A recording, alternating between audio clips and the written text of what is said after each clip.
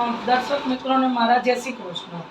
આજે હું આ બાને વરસ દીદી રહે છે આવતા રવિવારે ભરતભાઈ ગગલાણી કરીને એમના હસબન્ડ પણ આ ખાટલે એને સાથે રહેતા હતા અને કહીને ગયા છે કે મારો જમીનનો વહીવટ અને મારા છોકરાનું છૂટું માટે હું જાઉં છું.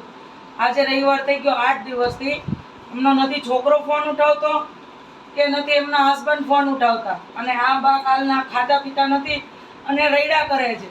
એમને બોલાવો અને ગમે એટલા મેસેજ કરીએ ને તો અને મોટી મોટી બધાને વાતો કરે છે કે મારે કરોડોનું ઘર છે, 4 કરોડનું મકાન છે, હું વેચવા જાઉં છું, પછી મારે આશ્રમમાં રહેવું નથી અને હું મારી રીતે વ્યવસ્થા કરીને ગમે અહીંયા રહીશ. અને છોકરાને ફોન કરીએ છીએ તો છોકરો એમ કહે છે કે આ મારી નવી માં છે, હું મારા મમ્મી ભેગો રહ્યો જ નથી, હું મારા મામા ભેગો રહ્યો છું, મારે મારી મમ્મીની કંઈ જરૂર જ નથી. અને આજે 4 દિવસથી તો છોકરો પણ ફોન નથી ઉઠાવતો અને આશ્રમમાંથી એ ભાઈ બધાના ફ્રોડ કરીને પાછા પૈસા પણ લઈ ગયા છે. બા, તમારું નામ શું છે? ગૌરીબેન. તમારા કેટલા પૈસા લઈ ગયા ભરતભાઈ? 500. હા.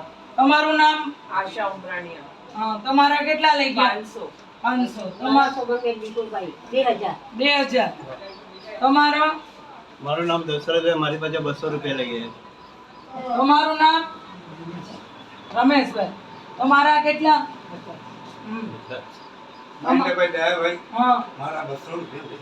200 રૂપિયા લઈ ગયા છે. અને આ ટોયલેટ બાથરૂમ પણ પથારીમાં કરે છે અને આજે હું એમાં વિડીયો મૂકે એનો છોકરાનો ફોટો અને ભરતભાઈ ગગલાણીનો ફોટો મૂકે. જો કોઈ પણને આ વ્યક્તિ ધ્યાનમાં આવે તો મારો નંબર 7046814914. આમાં અચૂક ફોન કરજો અને અમને જાણકારી આપજો કે આ વ્યક્તિ તમને ક્યાં દેખાણા છે એમ. કારણ કે આ બા વધારે હેરાન છે. બા, તમારે કઈ કેવું છે?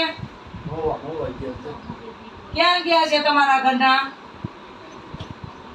બાને કોઈ સાથ નથી, કઈ ખબર પડતી નથી અને મોવા ગયા છે એમ કર્યા કરે છે. અને બધાને આશ્રમમાં ઘણા આશ્રમમાં રહીને આવ્યા છે.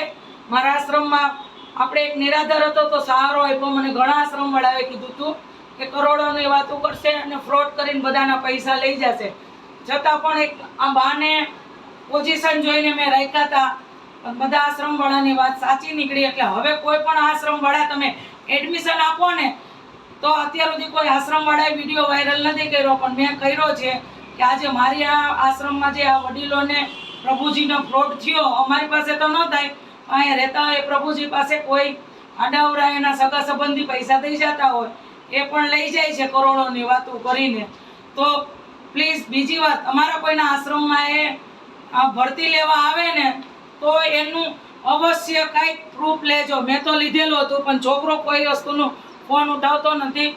પોલીસ સ્ટેશનમાં પણ મેં આજની તારીખમાં જાણ કરેલી છે કે 8 દિવસથી આ રીતે છે, પણ આજે PSIનો પણ એને ફોન ઉઠાવ્યો નથી. બસ એટલું જ કહેવું. જય શ્રી કૃષ્ણ.